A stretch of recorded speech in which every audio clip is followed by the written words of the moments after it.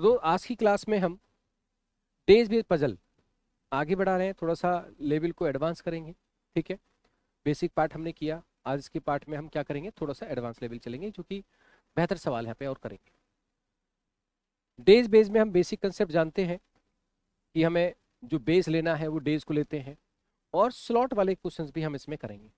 जो different time slot होता है ना, तो बेस जो हम लेते हैं वो क्या लेते हैं, डेज को लेते हैं, ये बात हमें क्लियर है। जैसे मंथ में डिफरेंट डिफरेंट डेट होती है, ऐसी डेज में डिफरेंट डिफरेंट टाइम स्लॉट होते हैं। टाइम स्लॉट वाला क्वेश्चन भी करेंगे, जैसे 2 टाइम स्लॉट हो सकते हैं, 3 टाइम स्लॉट हो सकते हैं।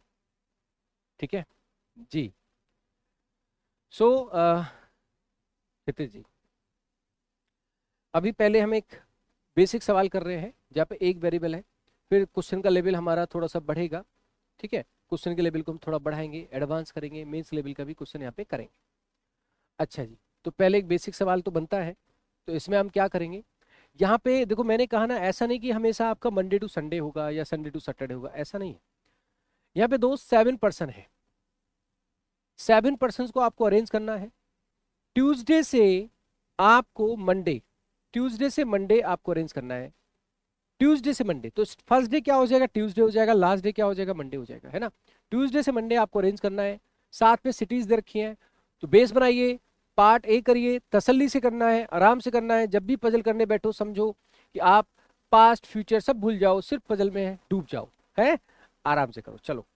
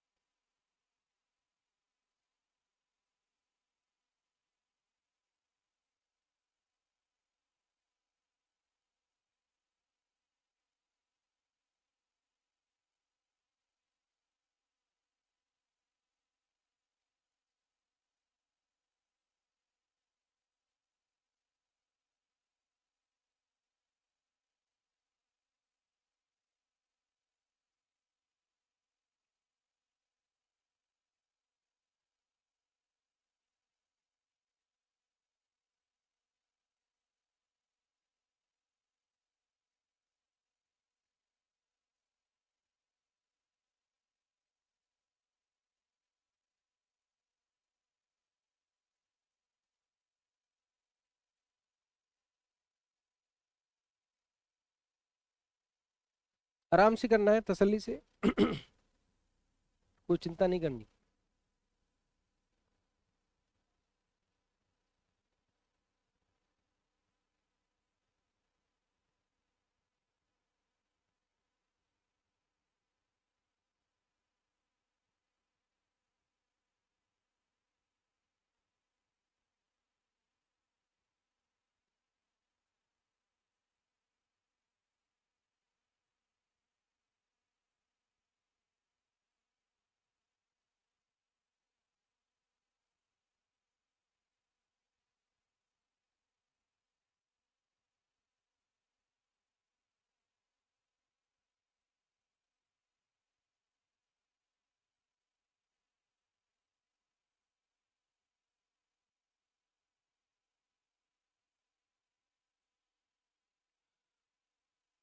एक बार देखते हैं, यहाँ पे बेस जो बनाना है ट्यूसडे से मंडे बनाना है ना। और पार्ट ए को करना है जैसे हम करते आए हैं, पार्ट ए करेंगे पहले। देखिए, सबसे पहले ध्यान से समझो, फिर अगले सवाल में आपको एफर्ट ज्यादा लगाने हैं। हमने बेस बनाया Tuesday, Monday, sorry Tuesday Wednesday, Tuesday, Wednesday, Thursday, Friday, Saturday, Sunday, और मेरे दोस्त क्या है, मंडे। 7 डेज में अरेंज करना है, साथ में सिटी भी दे रखी है ना।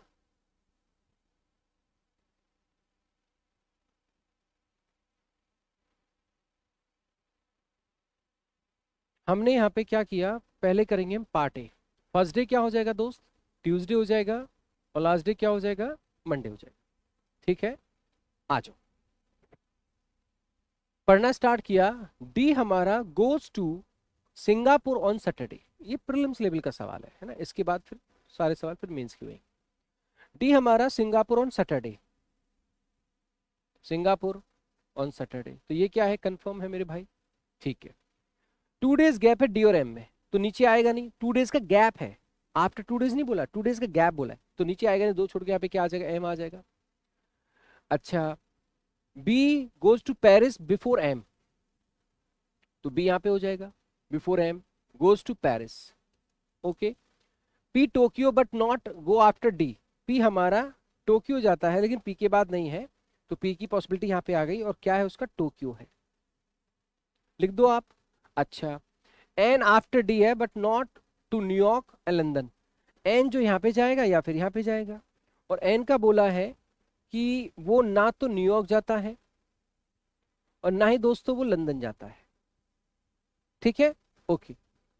The one who goes to Rome just before P, Rome वाला पी से जस्ट पहले जाता है, तो पी से जस्ट पहले क्या है, जिसका रोम है, यहां हो सकता है, यहां हो सकता है। अच्छा जी, पी और एन के बीच में 2 दिन का गैप है,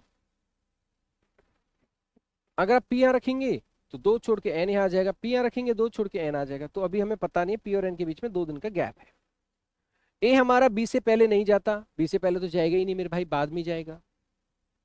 सी आफ्टर ए, सी क्या है, ए के बाद है, but not to London, but मतलब किसकी बात कर रहा है, सी की, सी का लंदन नहीं है और वो ए की बात है। अच्छा जी, ये भी ठीक है। अच्छा, एक चीज तो क्लियर है, यहाँ पे तो ए और सी नहीं हो सकते ना, ए इनमें से आएगा, ए यहाँ पे आएगा तो सी यहाँ पे हो जाएगा, फिर एन कहाँ जाएगा, ए इनमें से आएगा, ए और पी इसमें से आएंगे, और सी और एन इसमें से आएंगे। आगे देखो, एम हमारा न्यूयॉर्क और लंदन नहीं जाता, एम भी हमारा न्यूयॉर्क और लंदन नहीं जाता है। अच्छा, और सी हमारा सैटरडे संडे नहीं जाता है, सी हमारा संडे नहीं जाता है। अब सी तो यहाँ हो नहीं सकता, बोले क्यों, यहाँ पे पी होएगा, इन दोनों में से ए और सी अगर यहाँ पे कर दोगे तो पंगा हो जाएगा, है ना, सी यहाँ पे नहीं हो सकता है, सी यहाँ पे करोगे तो यहाँ पे ए करोगे तो पी कहाँ जाएगा फिर, सी यहाँ पे संडे है नहीं तो यहाँ पे सी आ जाएगा, सी यहाँ पे आएगा तो यहाँ पे एन आ जाएगा मेरे भाई, पी और एन में 2 है, 2 छोड़ के यहाँ पे पी आ जाएगा, पी आएगा तो यहाँ पे ए आएगा। अब सिटी को देख लो, पी का क्या है मेरे भाई, टोक्यो है, पी से पहले रोम है। ठीक है, अच्छा, हमें एक एन का और एम का, एन और एम का तो हो गया, एन का न्यूयॉर्क और क्या नहीं है, लंदन नहीं है, सी का लंदन नहीं है, एन का भी लंदन नहीं है, तो यहाँ पे क्या आ जाएगा, लंदन आ जाएगा, है ना, इसका न्यूयॉर्क नहीं है तो यहाँ पे क्या आ जाएगा, न्यूयॉर्क आ जाएगा। और सिटी कौन सी बची मेरे भाई, मलेशिया, तो मलेशिया यहाँ पे हो जाएगा। ये आपका छोटा सा एक पजल था जो आप क्रॉस चेक करते गए, पार्ट ए की महत्वता आप समझ चुके होंगे, इंपोर्टेंस क्या है। पार्ट ए को बहुत आराम से करना होता है, क्रॉस चेक करते हुए चलना होता है, जिससे कि पार्ट बी में आपको वजन कम मिले। अगर आपने पार्ट ए को तसल्ली से नहीं निभाया, हमें जब भी अभ्यास कर रहे हैं, आप ये देखो कि आप स्पीड के चक्कर मत भागो अभी शुरुआत में, आप ये देखो आपका पार्ट ए में परफेक्शन आ रहा है कि नहीं आ रहा। सबसे पहला काम, आप जानते हो, समझदार हो यार, ऑफिसर हो आप सारे लोग, मैं तो ऑफिसर मान चुका, किसी काम को सही तरीका क्या है पहले इस पे फोकस करो, स्पीड अपने आप आ जाएगी। अगर किसी ने सही तरीका क्या है इस पे फोकस ना करके स्पीड पे फोकस किया तो गड़बड़ हमेशा होनी है। पहले सही तरीका क्या है इस पे फोकस करो, स्पीड अपने आप आ जाएगी। अब हम चलते हैं मेंस लेवल के सवाल को लेकर, और तसल्ली से करेंगे, आराम से समझेंगे। 7 हमारे पर्सन है दोस्त, 7 पर्सन है, और 7 क्या डिफरेंट प्लेसेस भी हैं, और 7 क्या है, डेज है, 7 डिफरेंट डेज हैं दोस्त। यहां पे कहता है मंडे से क्या है, संडे है। 7 डिफरेंस क्या है, कंट्री है, कंट्री में चीजों को अरेंज करना है, तो 7 पर्सन, 7 क्या है, कंट्री है, और 7 क्या है, डेज है। आप करिए अरेंज, क्या होगा, थोड़ा सा इसमें दिमाग लगाना पड़ेगा, पार्ट को थोड़ा सा 10 से करना पड़ेगा, थोड़ी सी इंफॉर्मेशन ज्यादा है तो एफर्ट्स लगाना पड़ेगा, सो प्लीज।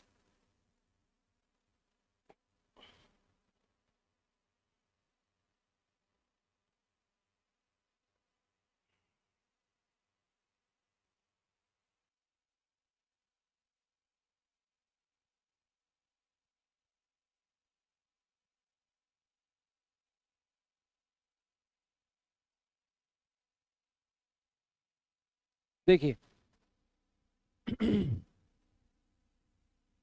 थोड़ा पार्ट है में इसमें एफर्ट्स लगाने पड़ेंगे।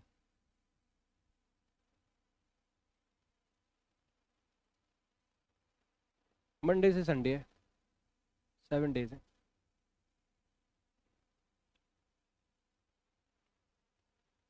आ जाओ देखते हैं, साथ साथ ट्राई करते हैं, है ना। इसमें पहले तो बेस बना ले।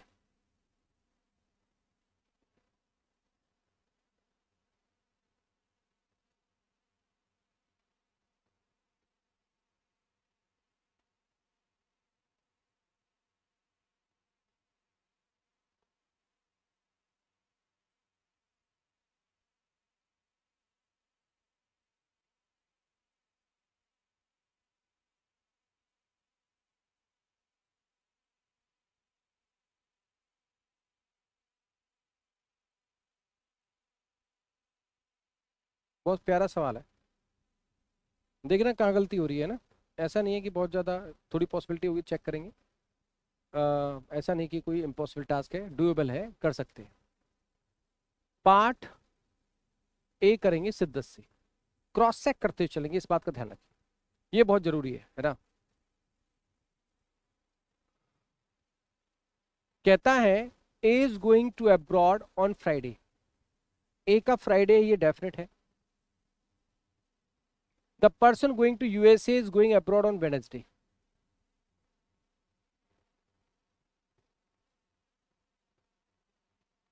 Only one person between Hong Kong and USA, तो हांगकांग यहां हो सकता है, हांगकांग यहां हो सकता है।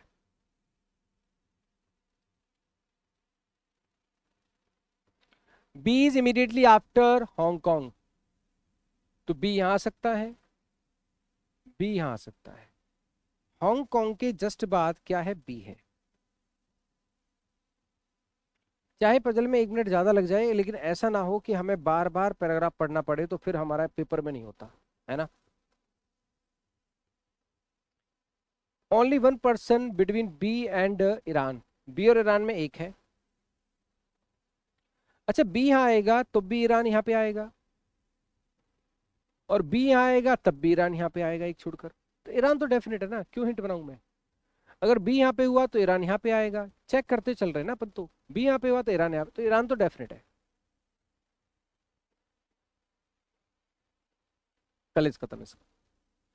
2% बिटवीन ईरान एंड सी, इधर दो छोड़ के यहाँ पे सी हो सकता है, इधर दो छोड़ के यहाँ पे सी हो सकता है। ईरान और सी में 2 लोग हैं, तो मैं लिख देता हूं, वैसे इसकी जरूरत नहीं है, बट ईरान और सी में क्या 2 लोग। F one of the day before, मतलब 1 डे बिफोर नहीं बोला है, 1 of the day before G, F कहीं जी से पहले है।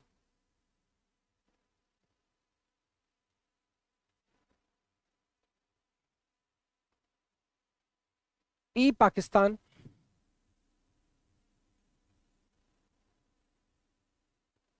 मोर than 2% between C and F, C और एफ में मोर देन 2 है, इसका मतलब क्या होगा। मोर देन 2 का मतलब क्या है, सी और एफ में मोर देन 2 है, तो मोर देन 2 का मतलब है 3 हो सकता है, 4 हो सकता है, या 5 हो सकता है, 6 तो होंगे नहीं, टोटल 7 डेज है सी और एफ में। जो रसिया है 1 of the day after Finland, Finland के बाद कहीं रसिया है।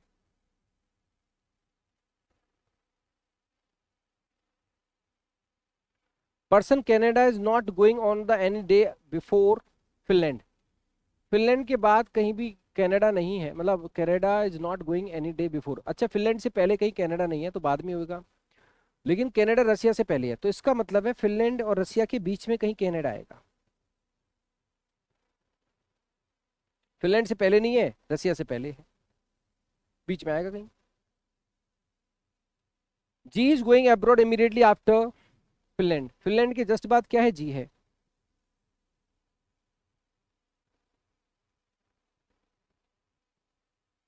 Only 2% between F and D, D is not Russia और हांगकांग, एफ और डी में 2 लोग हैं। और कहता है जो डी है वो रसिया और हांगकांग नहीं जाता, डी रसिया नहीं जाता और हांगकांग नहीं जाता।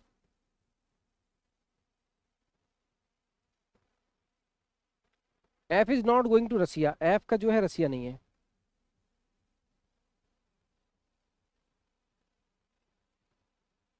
मैंने इसी तरह से प्रेजेंट कर दिया जैसे कि किसी भी अगर हिंट को मैं देखूंगा तो उसके साथ की इंफॉर्मेशन मेरे से छूटनी नहीं चाहिए। जब भी आप हिंट बनाते हैं, मैं देखो हर पजल में कुछ ना कुछ सिखाने का प्रयास करता हूँ, यही आपकी लर्निंग है और इसी को हम क्लास कहते हैं कि क्लास आपकी चल रही है। जब भी आप हिंट बनाओ तो उससे, जिस भी पर्सन के रेस्पेक्ट में हिंट बना रहे हो उससे रिलेटेड इन्फॉर्मेशन वही प्रेजेंट करने की कोशिश करो, जिससे कि जब उस हिंट को देखो तो उससे रिलेटेड कोई भी इंफॉर्मेशन आपसे स्किप ना हो, और वो स्किप हो गई तो फिर पंगा हो जाता है। नाउ चेक करेंगे बी और सी का केस है। हांगकांग के बाद बी है, ईरान और सी में दो हैं, और एफ और सी में तीन चार या क्या होने चाहिए, पांच होने चाहिए। हांगकांग के बाद बी होगा।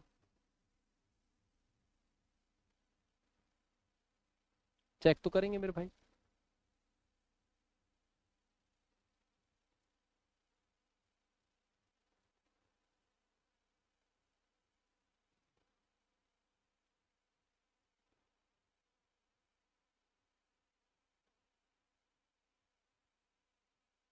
ठीक है, अगर ईरान यहाँ पे और सपोज मैं सी यहाँ पे कर दूं,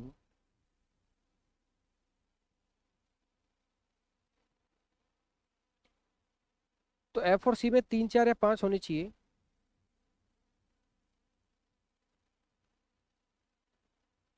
एक दो तीन, यहाँ पे एफ हो सकता है, एफ और डी में दो आने चाहिए, हो जाएगा। यहाँ पे एफ नहीं हो सकता क्योंकि एफ और डी में दो नहीं आ पाएंगे। एफ यहाँ पे हो सकता है या फिर यहाँ पे हो सकता है। एफ जी से पहले है, जी के बाद फिनलैंड है। अगर मैं एफ को यहाँ पे रखूँ या यहाँ पे रखूँ, दो बातें हो सकती हैं। अगर मैं एफ को यहाँ रखता हूँ तो एफ को मैंने रख दिया, एफ जी से पहले, डी और एफ में दो है तो यहाँ पे डी आ जाएगा। यहाँ पे क्या आ जाएगा, डी आ जाएगा। कोई बात नहीं, चलो। हांगकांग के बाद बी है, तो हांगकांग के बाद बी आ सकता है, लेकिन एफ का, अच्छा ठीक है। फिनलैंड के बाद जी है,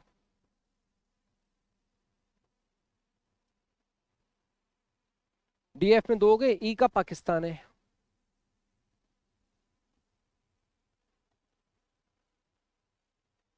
फिनलैंड के बाद कनाडा भी होना चाहिए, रसिया भी होना चाहिए।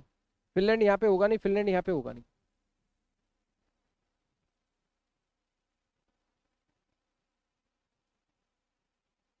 फिनलैंड यहाँ पे हुआ तो जी यहाँ पे आ जाएगा, फिनलैंड यहाँ पे हुआ तो जी यहाँ पे आ जाएगा।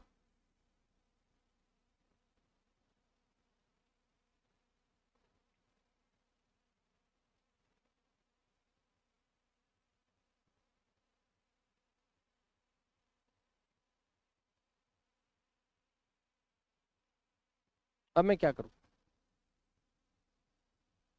हांगकांग के बाद बी, हांगकांग दोनों जगह हो सकता है। डी और एफ में दो है, कर दिया मैंने।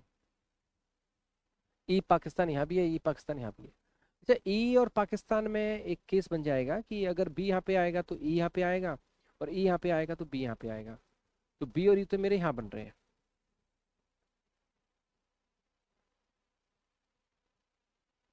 तो मेरा एफ के बाद जी है तो जी यहाँ बनेगा, जी अगर यहाँ बनेगा तो जी फिनलैंड के बाद है तो यहाँ पे फिनलैंड बनेगा। और यहाँ पे अगर फिनलैंड बनेगा तो मेरे भाई, ठीक है,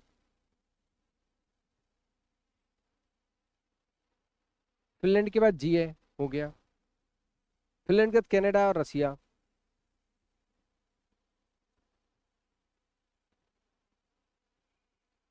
एफ का रसिया है नहीं,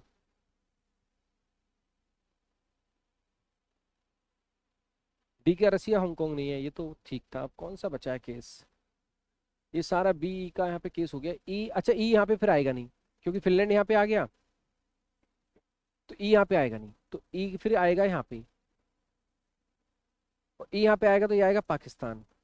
पाकिस्तान आएगा, फिनलैंड के बाद क्या, कनाडा।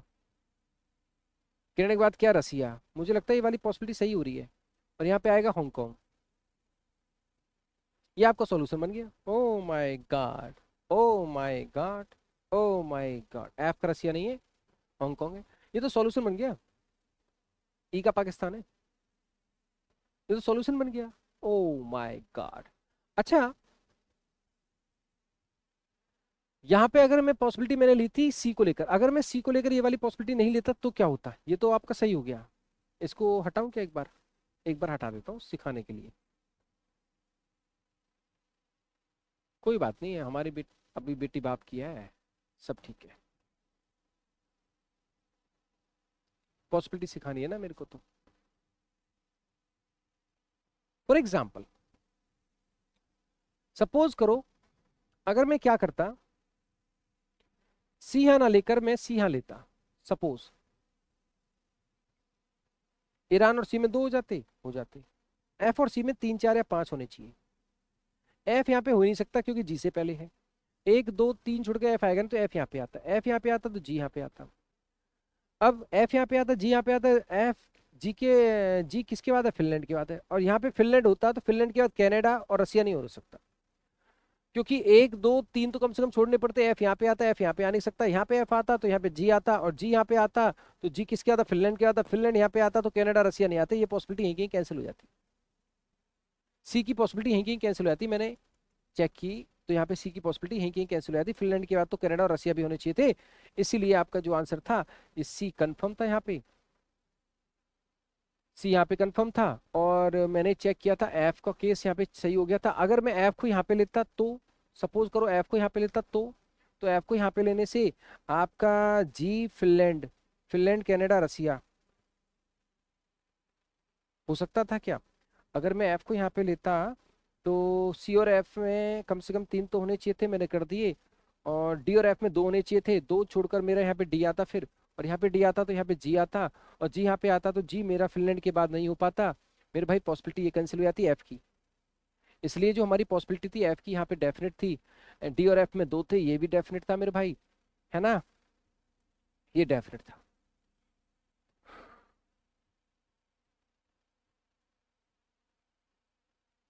ये डेफिनेट था। फिनलैंड के बाद जी था।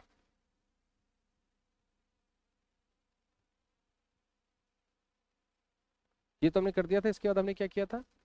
ई का पाकिस्तान था। तो हमें बी और ई को यहाँ पे कर रहे थे, बी और ई को यहाँ पे कर रहे थे, तो यहाँ पे जी हो जाता, जी यहाँ पे होता तो यहाँ फिनलैंड होता, फिनलैंड होता तो यहाँ पे बी होता, यहाँ बी होता तो यहाँ पे ई होता, ई होता तो यहाँ पे पाकिस्तान होता। और यहाँ पे आपका फिनलैंड के बाद कनाडा होता, और कनाडा होता यहाँ पे रसिया होता। ऐसे किया था हमने।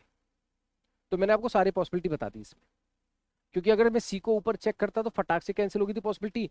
फिर सी को मैंने यहाँ लिया था तो सी के रेस्पेक्ट में एफ की पॉसिबिलिटी यहाँ भी कैंसिल होगी थी, क्योंकि एफ और जी आ रहे थे, एफ डी और जी आ रहा था।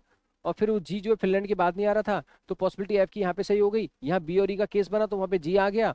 इस तरह से क्लियर हो गया। ये आपका फाइनल सॉल्यूशन है इस पजल को लेकर।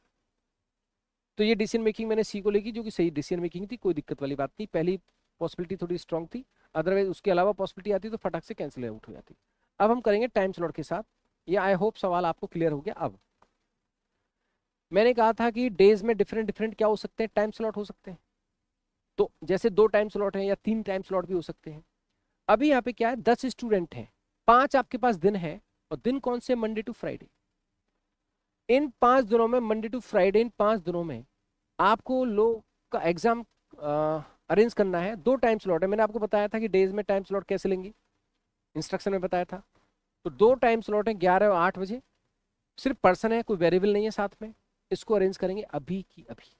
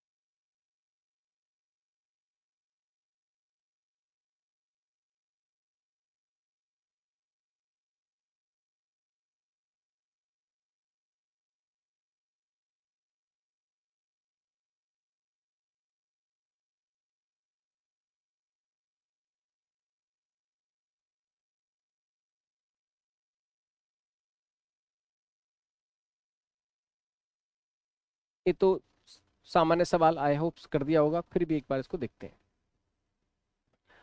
हमने क्या किया, डेज का बेस बनाया, Monday, Tuesday, Wednesday, Thursday, Friday. ध्यान देना,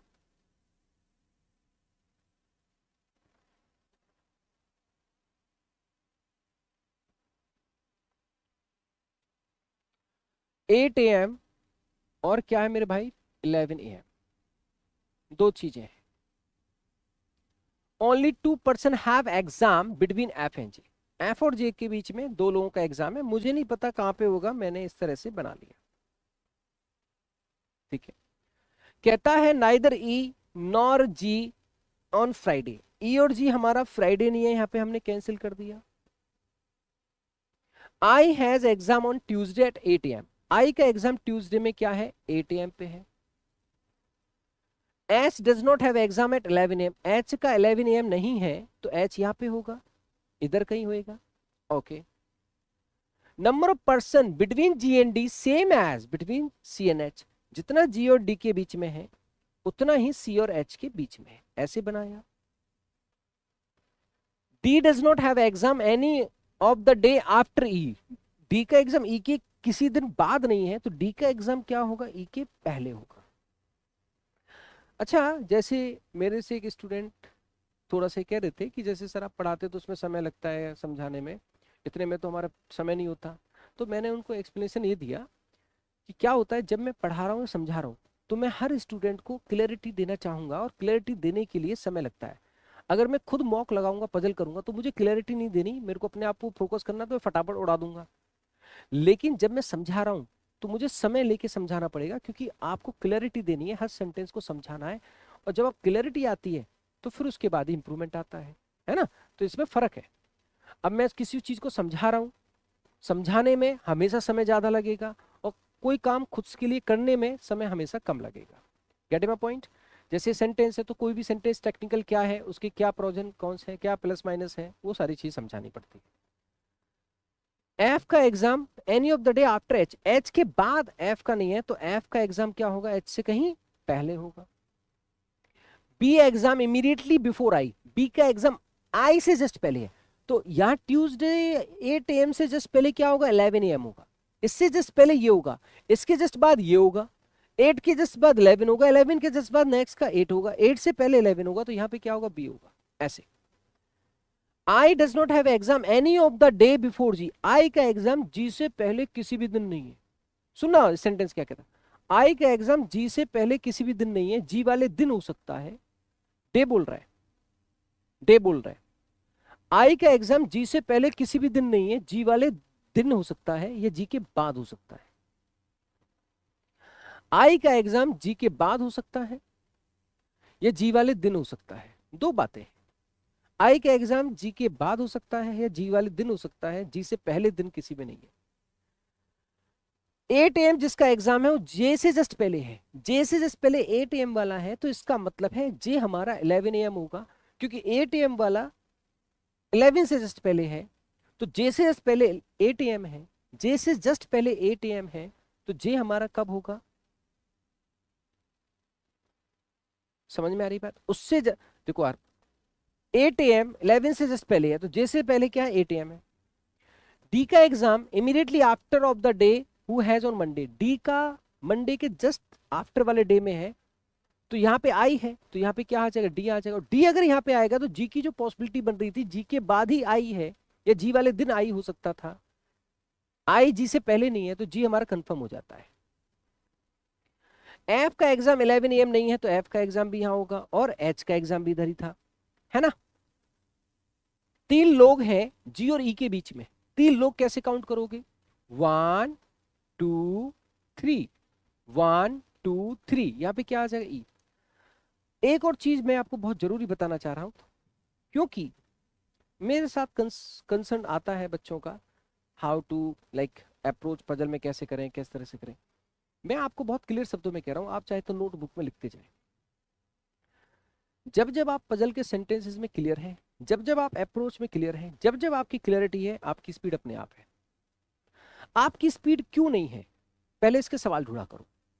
पहला पॉइंट, स्पीड शायद इसलिए नहीं है कि हमारा बेस नहीं बन पा रहा, स्पीड शायद इसलिए नहीं है कि अंडरस्टैंडिंग ऑफ सेंटेंसेस में हमारे प्रॉब्लम है, हमें कई बार सेंटेंसेस को पढ़ना पड़ता है और फिर समझना पड़ता है। स्पीड शायद इसलिए नहीं है कि हमारी अप्रोच में थोड़ी प्रॉब्लम है, हमें ये नहीं पता चल पा रहा होता है किसको पहले चेक करें किसको बाद में चेक करें। स्पीड शायद इसलिए हमारी स्लो है कि हम प्रॉपर वे में हिंट्स नहीं बना पा रहे होते हैं। पहले आप क्वेश्चंस फाइंड आउट करो, पहले प्रॉब्लम्स कहां है, क्यों है, और फिर सॉल्यूशन अपने आप मिल जाएगा। आप ये सोचो कि यहां से यहां उड़ा दो, यहां से यहां उड़ा दो, ऐसे कैसे उड़ा दोगे? आपकी स्पीड किन फैक्टर से नहीं है? आपकी स्पीड रीडिंग की वजह से नहीं है, आपकी स्पीड सही सेंटेंसेस की अंडरस्टैंडिंग से नहीं है, आपकी स्पीड हिंट्स फॉर्मेशन प्रॉपर तरीके से नहीं है इसलिए नहीं है, आपकी स्पीड पॉसिबिलिटी क्रॉस चेक करते समय आप जल्दबाजी कर देते हो इसलिए नहीं है, फिर फंसते हो बाद में, फिर बाद में क्रॉस चेक करना पड़ता है, फिर कई बार सेंटेंसेस को पढ़ना पड़ता है। तो इन प्रॉब्लम्स को धीरे धीरे खत्म करो, फिर देखो कितना मजा आएगा। कोई सेंटेंस 3 बार पढ़ रहा है, कोई 1 बार पढ़ के हो रहा है, कोई पढ़ते समय इतनी जल्दी गलती कर रहा है, फिर बार बार उसको पैराग्राफ में ही डुबकी लगानी पड़ रही है। तो इन प्रॉब्लम्स को खत्म करना है। तो वो सारी चीज मैं सच में मैं पजल में बहुत डूब डूब के मैंने चीजें की है। 2016 में मैं पजल की टेस्ट सीरीज लेके आया था, तो जितनी भी इंडिया में पजल की बुक थी सारी खत्म कर दी थी मैंने। ऐसे नहीं आपके सर ऐसे भाई ऐसे खड़े हो गए यहाँ पे, इसलिए मैं बहुत वैसी बात नहीं करना चाहता कि ऐसे पजल में स्पीड आ जाएगी, कोई भी आदमी कुछ भी कह के चला जाता है, ऐसे नहीं। मैं हमेशा बिलीव करता हूं if you are clear your speed is awesome, nobody can stop you. तो work on the clarity, just work on the clarity. And मैं जो पजल पहले भी पढ़ाता था पजल बैच में, कई कई बार मैंने पजल बैच सबसे पहले, पजल स्पेसिफिक बैच अगर सबसे पहले इंडिया में कोई लेके आया मैं ऑनलाइन, तो मैं लेके आया था मैं पजल इस पे, क्योंकि मैं हमेशा क्लैरिटी पे कि इन डेप्थ ऐसे ये क्लैरिटी उस पर ही आपको काम करना है, इस पे काम करोगे स्पीड अपने आप बच जाएगी मेरे भाई, बिल्कुल परेशान होने की जरूरत नहीं है। तो ये प्रॉब्लम्स को नोट डाउन कर लो, पहले यहाँ प्रॉब्लम आ रही है एक एक करके खत्म करो, यहाँ प्रॉब्लम है इसको कैसे खत्म करना है, ये प्रॉब्लम इसको कैसे खत्म करना है, first note down your problems then remove out step by step.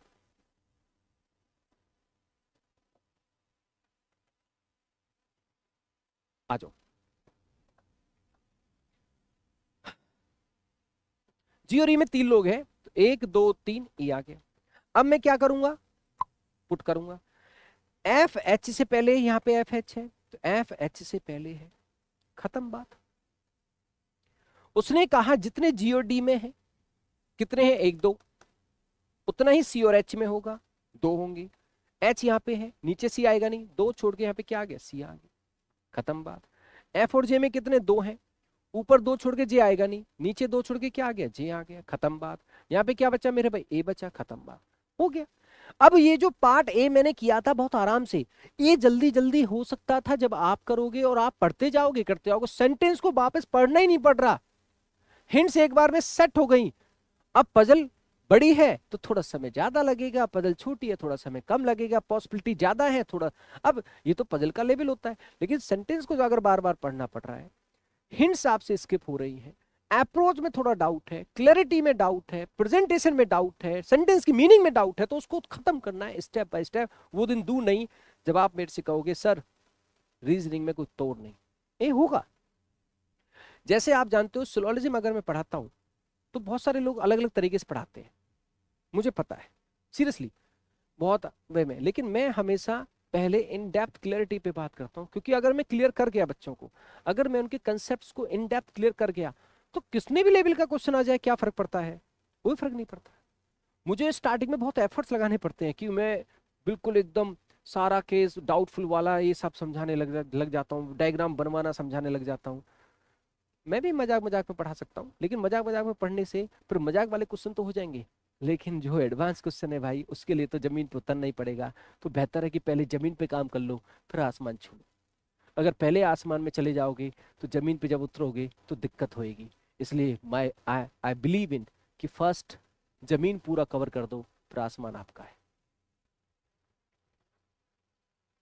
ठीक, जी। तो ऐसे आपको एफर्ट्स लगाते आगे चलना है। हाँ जी। तो बोलो राधे राधे।